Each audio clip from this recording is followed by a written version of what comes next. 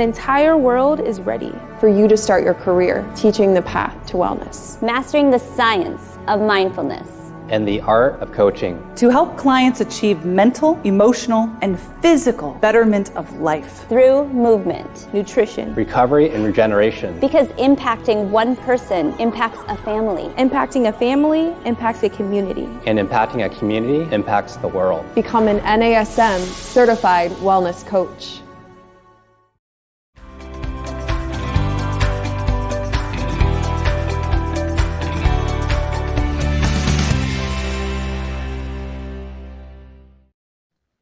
Hello, everyone, and welcome to this week's edition of the Master Instructor Roundtable. I'm Marty Miller, Regional Master Instructor, here with fellow Regional Master Instructor and dear friend, Miss Wendy Batts. Wendy, how's everything going today? I'm great, Marty. How are you? Can't complain. I'm looking forward to this week's topic. We're going to be going over the new Senior Fitness Specialist. Yes, I'm excited about it. It was a product that just launched last week. And so I am looking forward to bringing Brian Sutton in. If you want to tell us who Brian is, for those of you guys that don't know.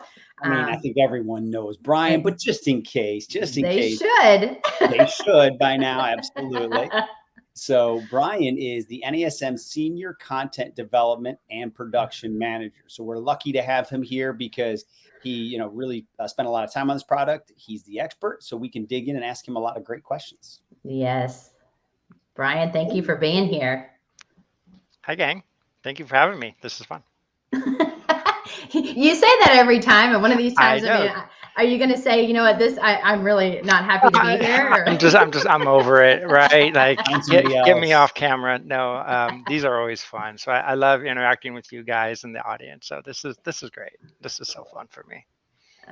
Well, I'm going to, ask you the first question, Brian. I think, for those of you guys that have been with NASM, we have had a senior fitness specialist course in the past. And it was, like I said, just recently updated. So Brian, can you kind of talk about the differences between the two?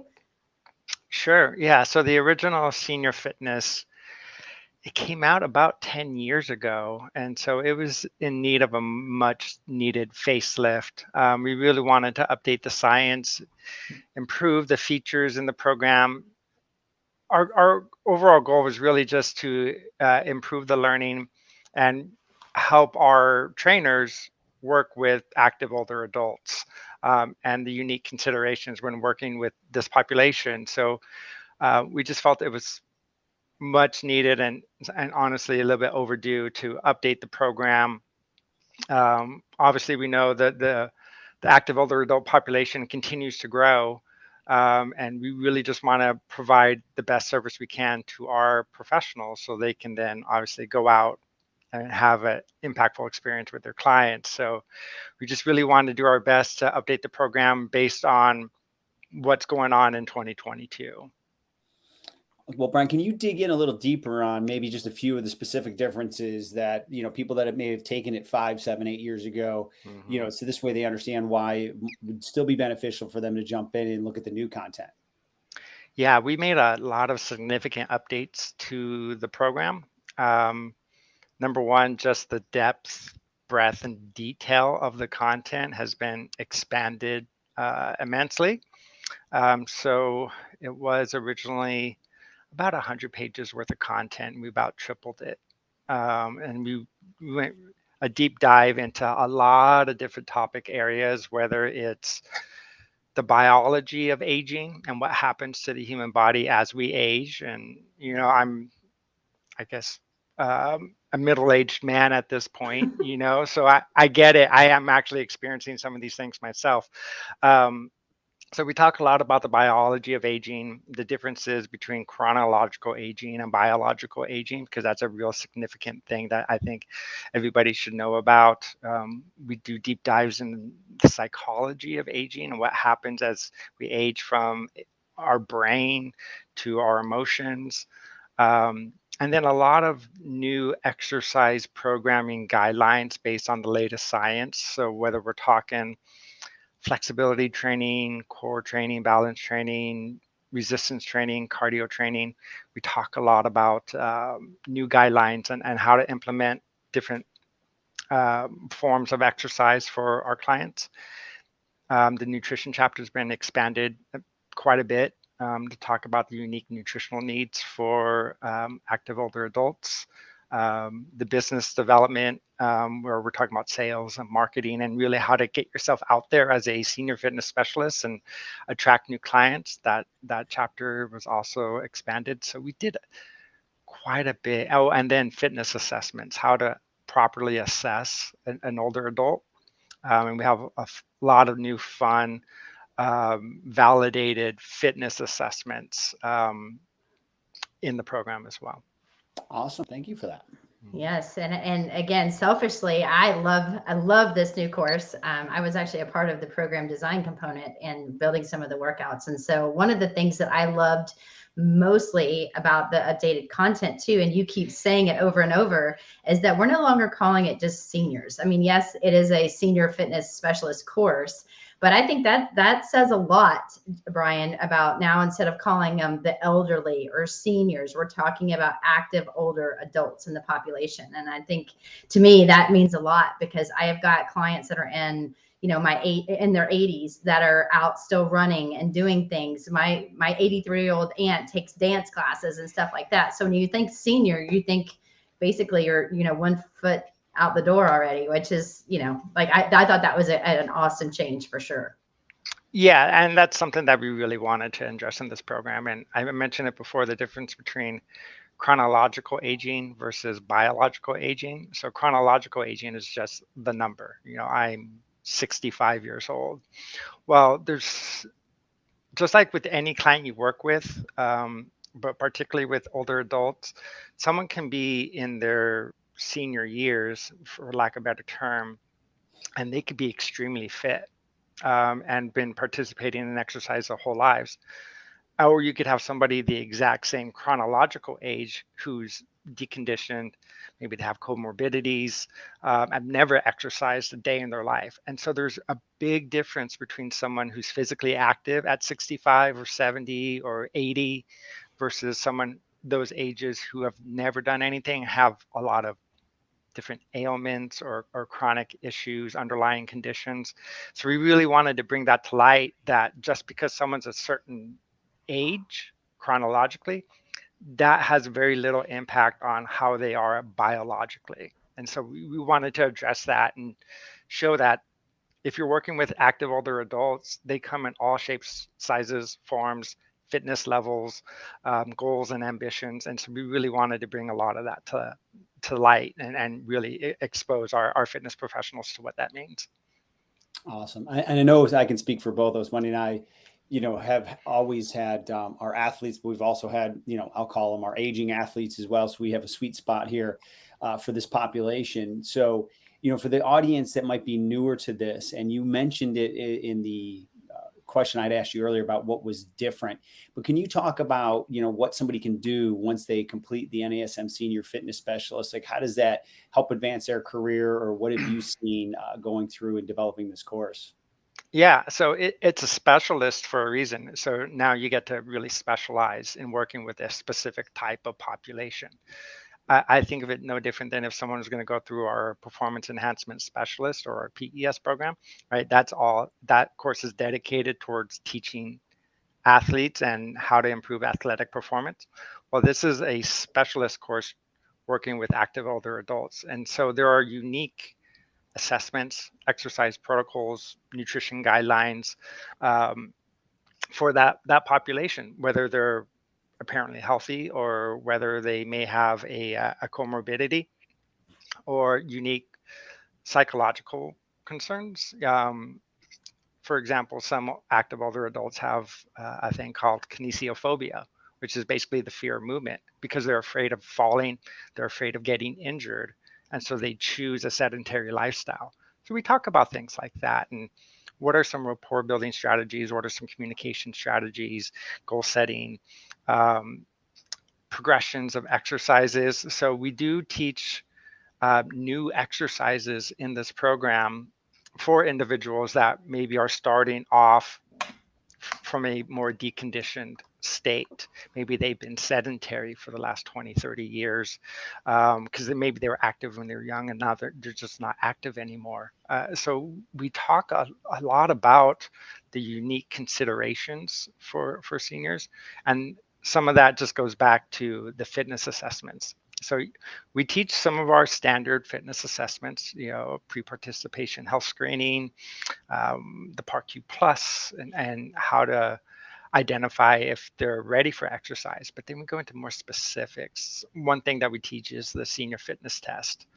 And the senior fitness test it's a battery of assessments that you could use with a client to really gain a better understanding of their overall function. And these assessments are low intensity assessments that aren't overly difficult to do, but it gives a plethora of information on, okay, I can take this information and then design a program around that. And of course, we still teach, overhead squat, single leg squat, different movement assessments, and we tie it all together into one neat package. We got some unique norms, published norms out there about where they should be based on their age and fitness level. So it's totally unique and different compared to what someone may have been exposed to, say, in our CPT program, where we talk about special populations, but it's high level, it's general, because we can't get into specifics. Well, here now someone can specialize and really get into the nitty gritty specifics of what it takes to train an older adult. Awesome. That's awesome. And those of you guys that are joining us, I'm Wendy Batts here with Marty Miller on the Master Instructor Roundtable this week. And we are talking about the new senior fitness course that NASM just launched last week. And we're here with Brian Sutton, who was in charge of pretty much all of it. So we have the best of the best on our webinar today, giving us the lowdown and kind of the breakout of about, what this course is about. And, Brian, I think, one thing when Marty asked you, like, what can we do with this? I think anybody, this course would be beneficial for everyone, even if you're not really specializing in senior fitness or active older adults, if you will, because like you said, just talking about the assessments alone, it's more tools for your toolbox. And so if you do get even a younger individual that is sedentary and doesn't move, these other assessments can maybe possibly give you a kind of a better understanding of other types of assessments you can do, just as kind of like your pre-assessment before even getting them into the overhead squat, single leg squat, like you had mentioned. So I think this course is going to be very beneficial for everyone, even if you're not going to, specialize just working with the active older adults. So yeah, it's a great point. Learners who go through this program, you are going to gain a lot of new information that you haven't been exposed to, particularly if you took CPT or one of our more entry level programs, right? You don't have to be a CPT to take this course, but having that background information will be helpful with this program. And then I just want to give a quick shout out because you said like I'm the mastermind. I had a big stake in it, but there was a lot of really great people that did work, including yourself. I mean, you did author one, the program design chapter, which turned out fabulous. I had the opportunity to work with Scott Lucette, who's our former director of education. He helped me with this program, and he was one of my early mentors.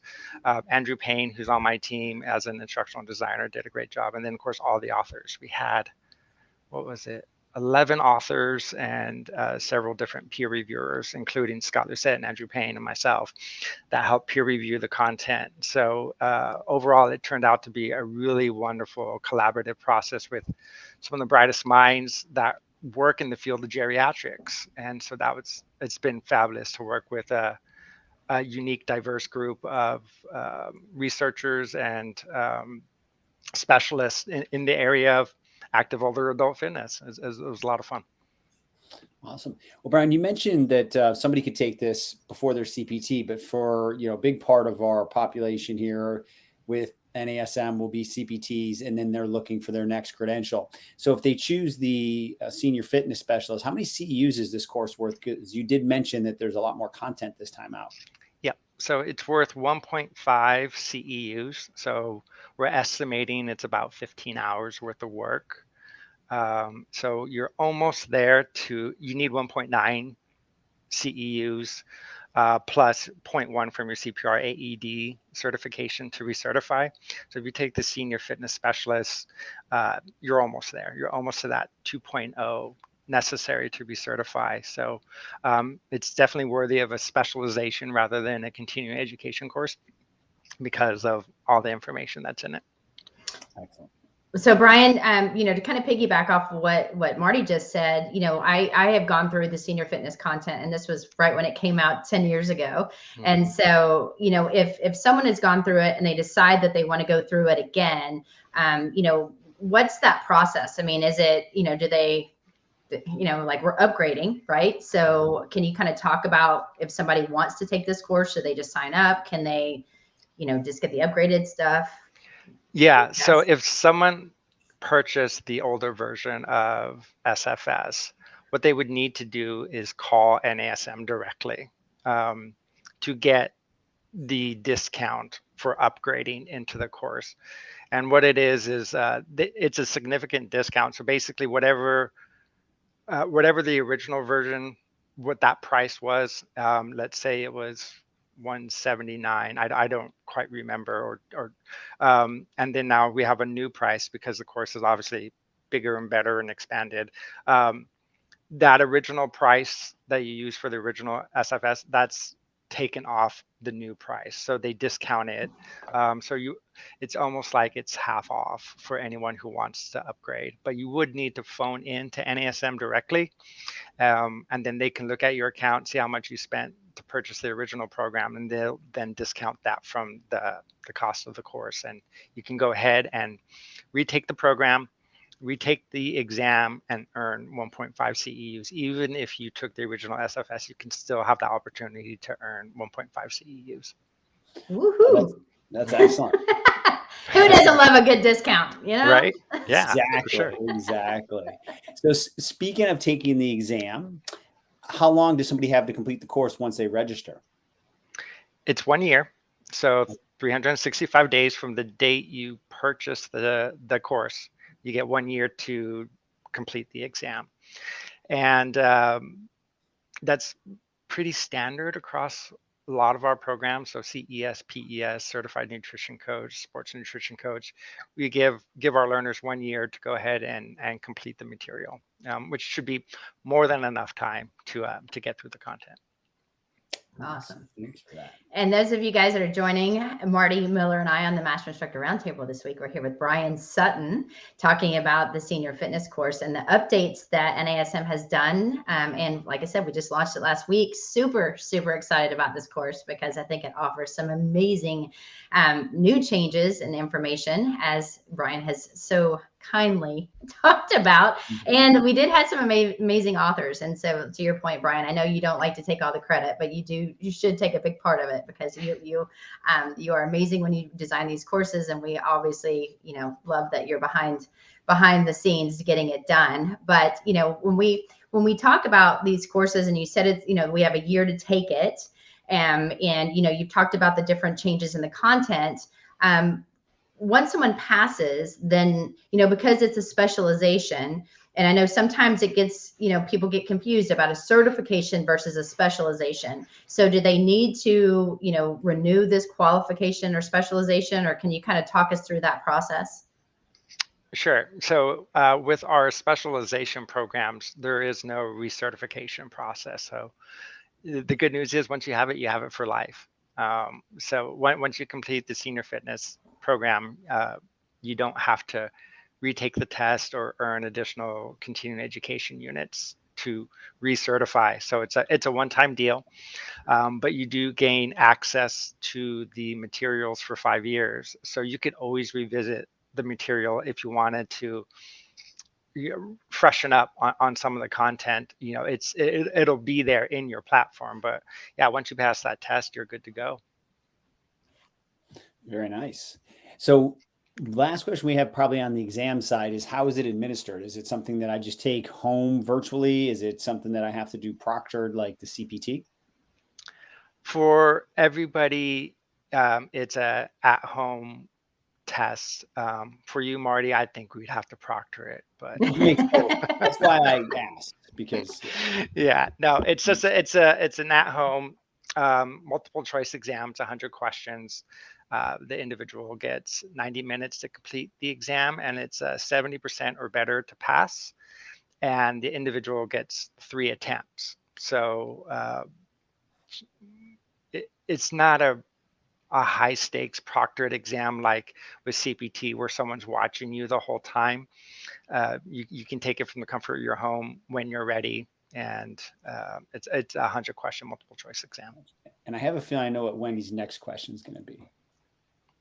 Oh, well, I was just, yeah, I mean, there's so many different questions that scares me when you say that. But my next one, and Brian, you did state this earlier, so I just kind of want to reiterate it because I think it's important. But do you need to be an NASM CPT to really get a good understanding of the content? Does it really matter? So can you kind of tell us a little bit about that? Sure. So it's not a requirement to be a personal trainer to take the program, but having some background in fitness, I think is definitely recommended. So whether you're a personal trainer, a strength coach, a group fitness instructor, I think that will definitely serve you well in the program.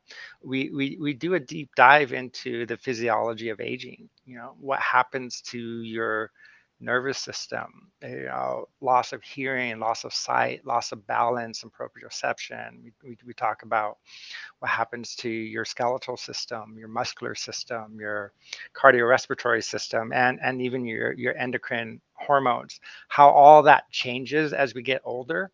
And so those are significant things. And so if someone has never taken a structured program on anatomy, it may be a bit of a shock. It's not overwhelming. It's written very clearly and concisely. We're not trying to overwhelm anybody, but we do recommend for individuals to be certified first before taking it, but it's not a requirement. But here's another thing. Let's say if someone purchased CPT and the senior fitness specialist at the same time, my recommendation, do the CPT first, because then once you take the senior fitness specialist, you earn CEUs for your CPT certification. So it just makes sense anyway. It's in your benefit to get certified first before you go ahead and do an event specialization. Nope, that makes total sense. Thanks for clarification, because Wendy and I get that question a lot when we're teaching. And it's like, when you take the CPT, you don't get CEUs until you're certified. So it's Right. it's a good way to stack them in order so that way you maximize the efficiency of your courses for sure. Right. So one question I have is, I'm sure there's a lot of things, but in 10 years, NASM always stays on top of the research, but was there anything that jumped out at you as you were going through with the subject matter experts that over the 10 years that, something new that was either something that wasn't in the previous course or any scientific literature where you're like, oh my God, this is really cool. I'm glad we identified this. Like, was there a couple aha moments or even one? Sure. Yeah, we geeked out quite a bit on this one. It was fun. Cool. Because we had some really fantastic individuals help author the content. One, just the state of health and healthcare in particularly the United States, and what we're dealing with, right? With the rise of obesity, the rise of chronic disease. And I mean, we're seeing this in this pandemic, unfortunately, right? Individuals with more comorbidities are more susceptible to implications with COVID. We don't necessarily talk a lot about COVID in this course, but what we do talk about is what happens to an individual as they age, man or woman. So, there is some information there about menopause as well. But, why are we losing muscle mass? Why are we gaining fat mass? What happens to our body from a cardiovascular standpoint, and the reduction in stroke volume and cardiac output? A lot of information about proprioception and balance, because that is a huge concern for a lot of older adults, is the fear of falling, because a fall can be detrimental, many times deadly for somebody. So we talk a lot about what happens physiologically as we age and how to stave off some of those things, because a lot of it can be a lot of physical parameters can be improved with a structured exercise program and general physical activity. And then we did a really deep dive into the psychology of aging too. That was a fun chapter to review, and what happens to us emotionally, psychologically, memory, cognition, all those type of things that happened as we age. And I'm experiencing it where might not be as sharp, can't recall people's names as well, and how exercise can improve brain function. So a lot of cool content regarding some of that. Awesome. Yes, and yeah, Brian, we're here today talking about the senior fitness course with Brian Sutton. And Brian, when we went through and did the program design chapter, it was hard because, for me, I'm kind of like the way that other people think. I don't look at the age. I never have. I look at the assessment process. And so one of the questions that I know we're going to get, and I mean, obviously I know about it, but I think coming from you, it would be better. I know that we elaborated a lot, utilizing the entire model from assessment process all the way up to phase 5. But can you talk about, is phase 5, something that we do spend time on in this course? And do you feel that it's important for the aging population that we have, and how did we design those programs accordingly? Yeah, it was fun working with you on the program chapter. I mean, that was great. So one, we did utilize the most up-to-date version of OPT because OPT was updated a couple years ago. So the programs reflect the latest version of OPT that's taught in the CPT 7th edition program. So they mirror each other. But you're absolutely right. The type of programming that we would do for an active older adult really depends on the assessment and their goals and what they're looking to get out of it. Some individuals may not want to do every phase of OPT. It's not applicable for them, right? They may not want to do maximal strength training, for example. But all 5 phases have their place.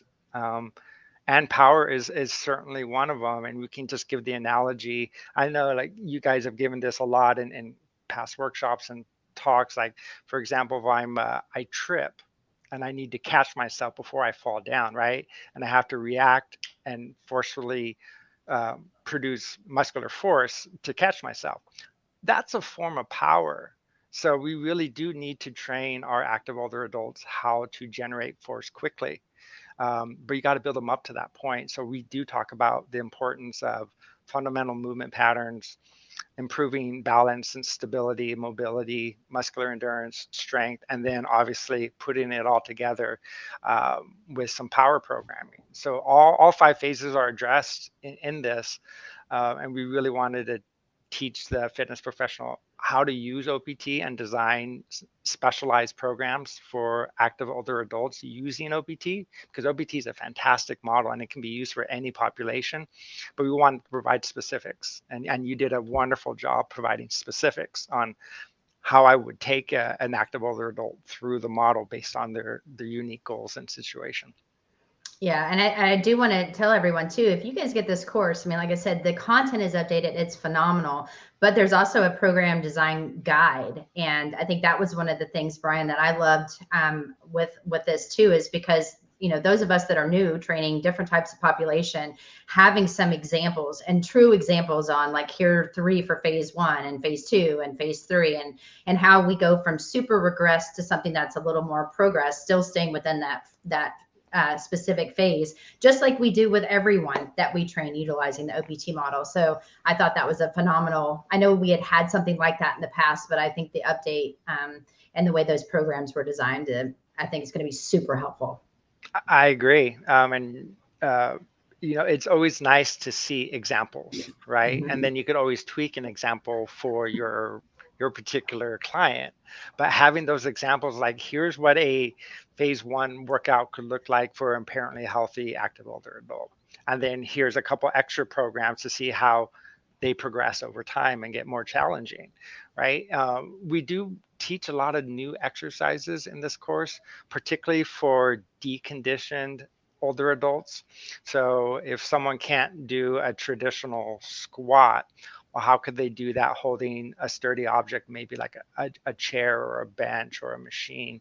Um, Different modalities like using elastic resistance and maybe starting in a seated position and progressing to standing, right? And that's a form of stability. We're progressing the exercise proprioceptively. It may not be something that we would use for an athlete where they could go from standing to single leg or something along those lines. It may just be from seated or starting in a machine, progressing to maybe some free weights to progressing to standing. It's a slower progression, but it's still a progression on stability. And so we really wanted to share all of those things with our learners. That's awesome. And, I'm sure you go through this and Wendy's already touched about, but getting people to understand that they can train in all 5 phases and, the SAID principle, right? You're going to get the outcome you train for. And I think have being in this industry for so long and working in part of the my career with this population is, I think sometimes personal trainers don't know how to progress people properly, so they almost limit at that higher end, when if they really did understand how to progress people through, their client could do much more. So I think this is a key course for anybody. But last question I really have before maybe do some key takeaways is, can you just talk a little bit about the cardiovascular progressions as well? Because, we're talking about the model and the resistance, but, you did mention something about stroke volume and, we need to get our clients to increase their capacity from a cardiovascular standpoint as well. So any key takeaways from what we put in there from a cardiovascular standpoint? Sure. Yeah, we have a whole chapter dedicated to cardio training. So there's one chapter that's dedicated to the physiological adaptations to exercise and how our body changes over time. But then we have a specific chapter just on teaching individuals how to program cardio. And it uses NASM's latest cardio training model that's also talked about in CPT 7th edition, but it's lensed through why it's how we could use it for an active older adult population. So there, just like OPT, there's several phases of the cardio model. And depending on the individual, typically phases 1 and 2 are most applicable for your average fitness enthusiasts who's just looking to get healthier. But if they do have performance desires, they can move further up. But it's using an individual's unique metabolic markers to identify intensity. We also teach traditional modes of monitoring intensity, like heart rate, RPE. But we teach something ventilatory threshold 1 and ventilatory threshold 2. And it's talked about in the chapter on how to identify someone's intensity based on a unique assessment called the talk test. So essentially, you have them talk to you while they're doing cardio. And if they can talk, but it's somewhat challenging and they're a little bit out of breath, that's where typically VT1 is. And then you can be like, okay, so you're walking on a treadmill or you're jogging on a treadmill at 6 miles an hour. You can still talk, but it's challenging. You're at VT1, let's take your heart rate and then say, okay, your heart rate's at, 132 beats per minute. And then I can use that as my gauge. So it's like, if I want to stay aerobic in my aerobic zone, right, this is the area I want to go to.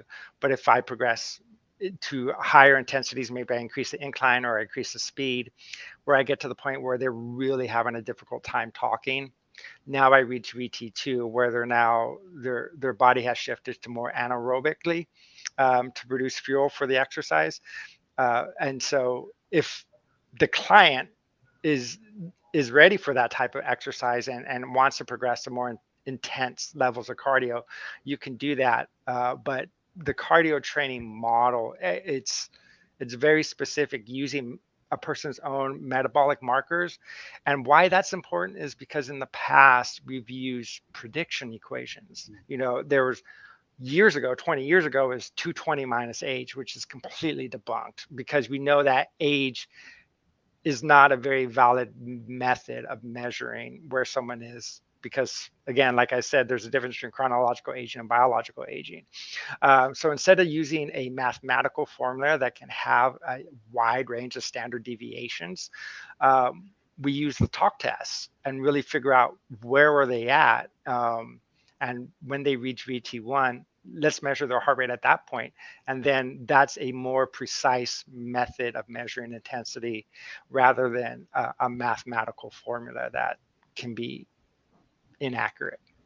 Perfect. And that leads kind of what we were talking about this whole time is people can progress if they understand the science.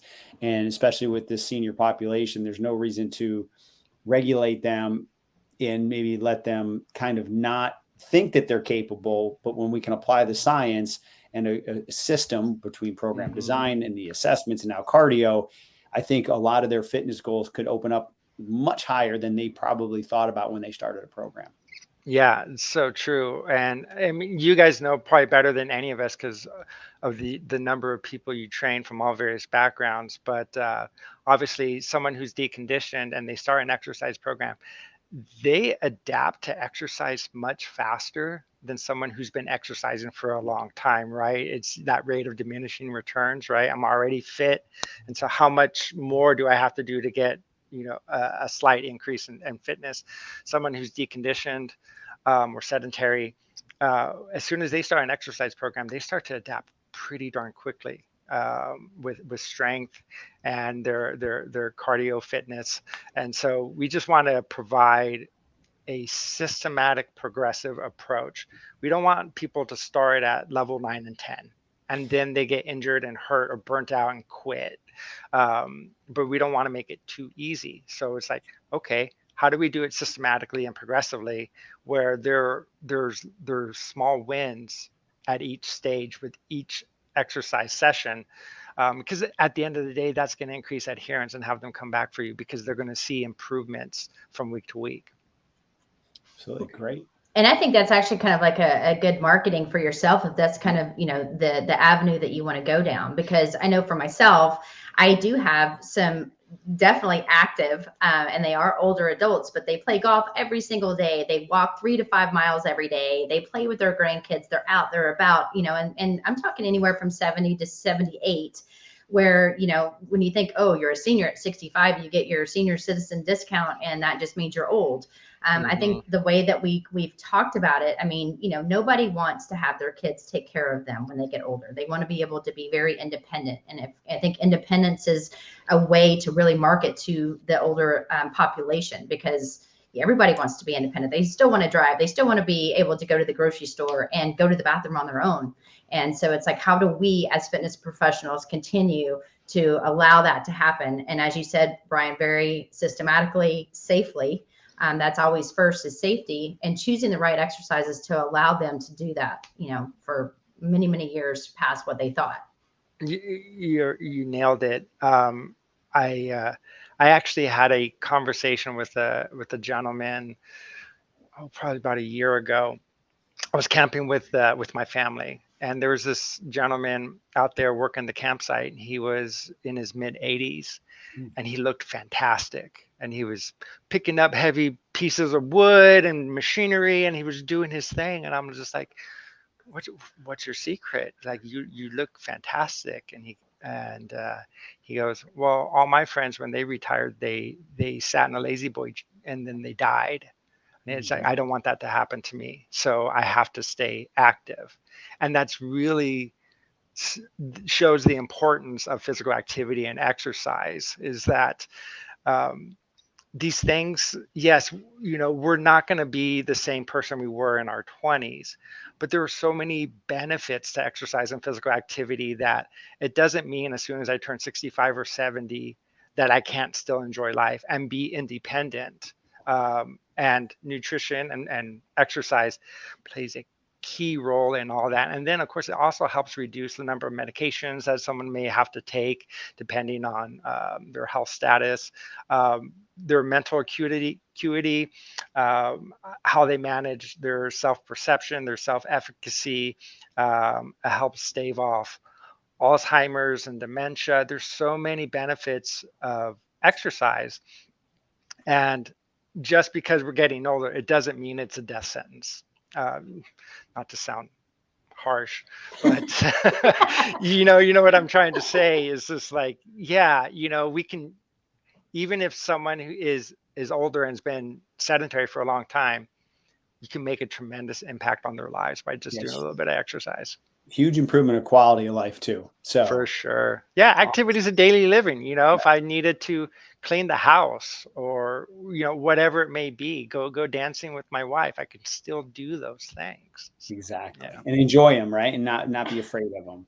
So that's awesome. Yep. So Brian, we can't thank you enough for hanging out with us. And I'm so glad that you really took a little deeper dive into the new update, because a lot of people that maybe taken it 10 years ago wouldn't really understand that this is definitely still for them. And for all of our people that are contemplating what their next continuing education plan is, the value of really being able to market and or understand that active aging in the senior fitness population is massive, because we know what's going to happen over the next 5 to 10 years with that next generation of people that are looking to retire. They want to be more active than ever before. So this is a perfect opportunity to earn those CEUs and really make sure that you're on top of your game when you're working with that active aging population.